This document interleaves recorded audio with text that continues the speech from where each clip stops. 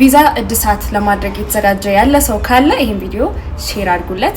ብዙ ጊዜ ቪዛ ስታሳድሱ የዲኤስ 160 አፕሊኬሽን ፎርም ስትሞሉ ማለት ነው አንድ ጥያቄ አለች በጣም ትሪኪ የሆነችና ብዙ ሰው የሚሳሳታት የሆነ ሴክሽን ላይ have you ever been to the US data arrived how long did you stay are you applying to the same visa type ና የሚሉ ጥያቄዎች አለ እዛ ላይ have you ever been printed የሚለውን ብዙ ሰው confuse ያደርገዋል so they answer no ነው የሚሉት printed ማለት ግን አሻራ ሰጣችሁ ታውቃላችሁ ወይ ማለት ነው ስለዚህ if you're answering no አሻራ አልሰጠሁኝም ስገባ አሻራ ሳልሰጥ ነው የገባሁት ይላችሁ ነው which is wrong information ሊያስከለክላችሁ ይችላል even አንዳንድ ጊዜ ኢንተርቪው እንድትገቡ ሊያረጋችሁ ይችላል ስለዚህ printed የምትለዋን ነገር yes ማለት ይኖርባችኋል because wrong information እንዳይሆንባችሁ ስለዚህ ፎርም ለመሙላት የተዘጋጃችሁ ያላችሁ ሰዎች ካላችሁ printed የምትላ confuse እንዳታደርጋችሁ ለየትኛውም ሀገር ኤምባሲ ቀጠሮና ፎርም ትፈልጉ ትኬት እና ሆቴል ቡኪንግ ትራቨል አይቲነሪ ኮንሰልቴሽን ስቱደንት የሆናችሁ ትሬኒንግ የምትፈልጉ ከሆነ ቦሌ ሪያሊቲ ፕላዛ ከኢጎ ቸርች አጠገብ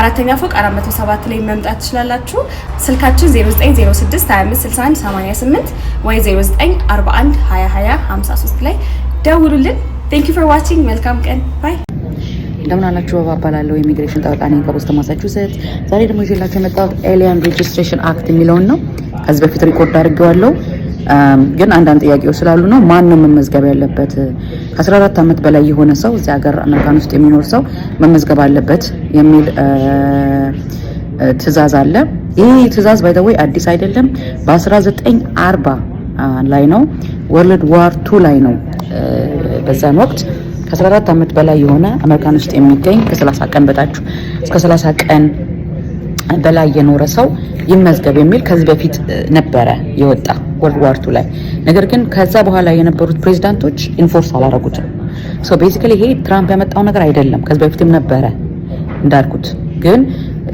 ከዛ በኋላ ስልጣን ላይ የነበሩት ሰዎች ኢንፎርስ አላደረጉትም እንዲቀጥል አላደረጉትም ትራምፕ መጥቶ ያው እንግዲህ ስትሪክት የሆነ ኢሚግሬሽን ፖሊሲ ስላለው እንዲቀጥል አድርጓል ማለት ነው ያ ማለት ምንድነው ከ14 አመት በላይ የሆነ እዚህ አመት ከ30 ቀን በላይ አሜሪካን ውስጥ የቆየ ሰው መመዝገብ አለበት ነው እና USCIS.gov ዌብሳይት ውስጥ ገብቶ ምዝገባ ማድረግ ይቻላል ማለት ነው እና እነማን ናቸው መመዝገብ ያለባቸው የሚል ነው ኮንፊውዥኑ እዛ ላይ ነው ግሪን ካርድ ያለው ሰው ኦሬዲ ተመዝግቧል መመዝገብ የለበትም ዲፕሎማት መመዝገብ የለባቸውም I-485 ሞልታችሁ ያ ፎርም ፔንዲንግ ከሆነ ገና እየተካሄደ ከሆነ መመዝገብ የለባችሁ ምክንያቱም ኦሬዲ አሁን በፎርሙ ከሞላችሁ በኋላ ፊንገርፕሪንት ማድረጋችሁ አይቀርም ስለዚህ ያ ፊንገርፕሪንት ናችሁ ማለት ነው ተመዝግባችኋል ማለት ነው አሳይለም ሞልታችሁ ፔንዲንግ ሆኖ ፊንገርፕሪንት ከወሰዳችሁ በኋላ ተመዝግባችኋል ማለት ነው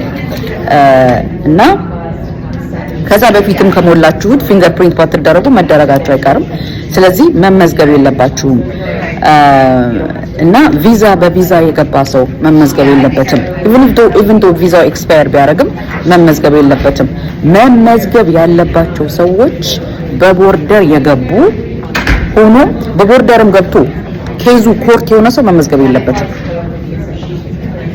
NTA ኢሹ ተደርጎበት ፔንዲንግ ኮርት ያለው ሰው ወይ ኮርት ኦሬዲ የቀረበ ሰው መመዝገብ የለበትም መመዝገብ ያለበት በቦርደር ክሮስ አድርጎ ከ30 ቀን በላይ እዚህ ሀገር ኖሮ ግን ምንም አይነት ሬጅስትሬሽን ያላደረገ ኢሌጋል የሆነ ሰው ነው ማለት ነው ያ ማለት ምንም አይነት ስለሱ ሪኮርድ የለም ስለዚህ መንግስት የዚህ ሀገር መንግስት ያንን ያ ሰው ማን ነው የሚለውን ሪኮርድ ስለሚፈልግ ነው ማለት ነው በተጨማሪም ያልተመዘገቡ ሰዎች ኢሌጋል ኢሚግራንት የሆኑ ሰዎችን ለማግኘት የሚጠቀሙበት መንገድ ነው ግን ኤኒዌይስ ዛሬ የመጣሁት ማን ነው መመዝገብ ያለበት ማን ነው ይሄን ነገር ፉልፊል ማድረግ ያለበት የሚለውን ለመመለስ ነው ስላዳመጣችሁኝ አመሰግናለሁ ለተጨማሪ መረጃ ስልኬ 7742820019 7742820019 አበባ ባላለው ኢሚግሬሽን ጠበቃ ነኝ ከቦስተን ማሳቹሴትስ ደናዋል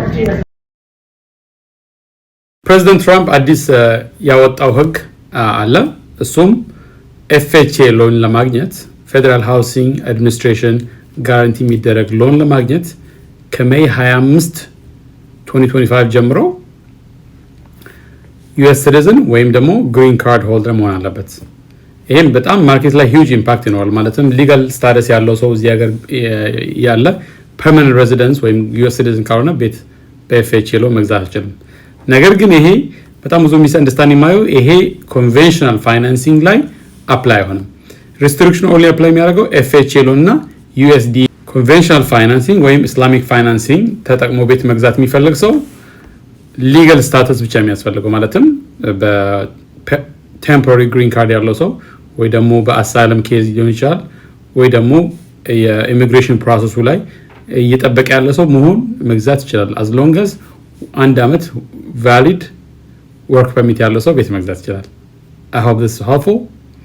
Follow this page to learn more. አሜሪካ ኤምባሲ ከከፈላችሁ በኋላ ኮቴ ማድረግ የማትችሏቸው ነገሮች እነግራችኋለሁ።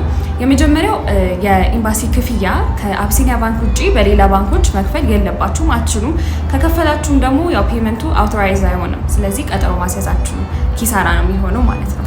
ሁለተኛው ነገር ደግሞ ቅርብ ቀጠሮ ስትጠይቁ ወይም ሪኩዌስት ስታደርጉ ኤክስፒዳይት it's only once you're allowed to do it once። ስለዚህ አንዴ ብቻ ስለሆነ ማድረግ የሚቻለው ከአንድ ጊዜ በላይ ደጋግሞ ማድረግ አይፈቀድም ማለት ነው። ሶስተኛው ነገር ደግሞ ፔመንታችሁን ሪፈንድ እንዲደረግላችሁ ወይም ሪፈንድ ይደረጋል እንደ የምትሉ ሰዎች አይደረግም። ምክንያቱም the embassy payment is non refundable and non transferable። so ትራንስፈር እንዲደረግላችሁ or ደግሞ ሪፈንድ እንዲደረግላችሁ መጠየቅ አይቻልም፣ መጀመሪያ ኮቴ ስትከፍሉ ስለሚናገር ማለት ነው ወረቀቱ ላይ። የመጨረሻው ነገር ደግሞ ካንስል አድርጋችሁ ለሌላ ሰው ቀጠሮ ማስተላለፍ ምናምን አይቻልም። እኔ አሁን ለምሳሌ አፖይንትመንቲን ካልፈለኩት ካንስል አድርጌ ሌላ ሰው ላስገባ ምናምን አይፈቀድልኝም አንለስ ፍሪ ስሎት አግኝቼ ራሴ ስኬጁል ካላደረኩት በስተቀር ማለት ነው። ሶ ከላስቲክ ጀምሮ በተደጋጋሚ እኛ ቢሮ እየመጣችሁ የካናዳ የስራ ቪዛ እያላችሁ ነበረ። ቲክቶክ ላይ አንድ ፔጅ አለ። እሱ ፔጅ የኛ ፔጅ ታግ ከማድረግላችሁ ውጪ የኛ ፔጅ አይደለም።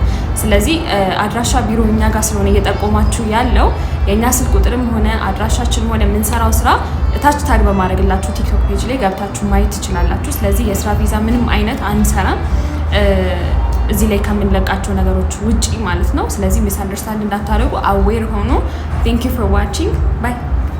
በምን አፕላይ ብታደርጉ የተሻለ ሰክሰስ ሬት ይኖረዋል ቪዛችሁ ላይ የሚለው ነገር እስኪ ዛሬ እነግራችኋለሁ። የመጀመሪያው ለቢዝነስ ብትሄዱ በጣም ሰክሰስ ሬት የሚኖረው ብዙ ጊዜ ለኮንፈረንስ ቢዝነስ፣ በተለይ ደግሞ ከስራችሁ ጋር የተያያዘ ነገር ለመሄድ ኢምፖርተሮች ሊሆን ይችላላችሁ፣ ኮፊ፣ ተመሳሳይ ፊልም ሰሪዎች ፊልማችሁን ለማሳየት ምናምን እንደዚህ አይነት ኬዞች ላይ አፕላይ ብታደርጉ በጣም የተሻለ ሰክሰስ ሬት ይኖረዋል። ሌላኛው ደግሞ በኤች1ቢ ወይም ከዩኤስ ውጪም ደግሞ ሌሎች ሀገራቶች በስራ ቴምፖራሪ ለመስራት የምትሄዱ ከሆነና ስራችሁ ደግሞ ሞር ፕሮፌሽናል የሆነ ስራዎች ከሆኑ ሰክሰስ ሬታችሁም ተመሳሳይ በጣም ከፍተኛ ነው የሚሆነው። አሪፍ ነው እንደዚህ አይነት አፕሊኬሽን ለመጀመር ካሰባችሁ። የቤተክርስቲያን አገልጋዮችም ትሆኑ ትችላላችሁ። ብቻ ኤኒቲንግ ከስራ ጋር የሚያያዝና ሞር ፕሮፌሽናል የሆነ ስራ ሲሆን ጥሩ ነው። ሌላኛው ደግሞ በስቱደንት ነው። አሁን ላይ ዩኤስን ጨምሮ ሌሎችም ሀገራቶች ያው ተማሪዎች ፕሮፐርሊ ቪዛቸውን ስለማይጠቀሙና ሄዶ ስለማይማሩ ሰክሰስ ሬቱ እየቀነሰ መጣ እንጂ በጣም አሪፍ ነው። ምክንያቱም አንድ ተማሪ እዛ ሀገር ሄዶ ኢንቨስት ስለሆነ የሚያደርገው ብር ይከፍላል ለመማር አይደለ? ስለዚህ ኢትስ ኢንቨስትመንት በጣም አሪፍ ነበር ሰክሰስ ሬቱ። አሁን ግን እንዳልኳችሁ ፕሮፐርሊ ቪዛ የሚጠቀም ሰው ከሆነ ብቻ ቪዛችሁን አፕሩቫል ሬት ይኖረዋል ማለት ነው። ያው ደግሞ ኢንቪቴሽን ተልኮላችሁ ኢንቫይት የሚያደርጋችሁ ሰው ደግሞ ዩኤስ ላይ ሌጋሊ የሚኖር ከሆነ ታክስ ፔየር ከሆነ ወይም የትኛውም ሀገር ላይ ሌጋሊ የሚኖር ሰው ከሆነ እና ኢንቫይት የተደረገው ሰው እዚህ ያለው ሰው ማለት ነው ትራቭል ሂስትሪ በደንብ በቃ ብዙ ሀገራቶች ሄዶ የሚያውቅ ከሆነ ሰክሰስ ሬቱ ተመሳሳይ በጣም አሪፍ ነው። ግን የትም ሀገር ሄዳችሁ ሳታውቁ አዘ ስታርታፕ ሌሎች ትራቭል ሂስትሪያችሁን ዴቨሎፕ ሳታደርጉ ዩኤስም ሆነ ሌሎች ሀገራቶች ስትሞክሩ ግን ሰክሰስ ሬቱ በጣም አነስተኛ ነው። ስለዚህ ላይሳካላችሁ የሚችልበት ቻንስ በጣም ከፍተኛ ነው ማለት ነው። ሶ አይ ቲንክ ያግዛችኋል ይሄ ቲፕ ብዬ አስባለሁ። ቴንክ ዩ ፎር ዋቺንግ ኤንድ መልካም ቀን ባይ።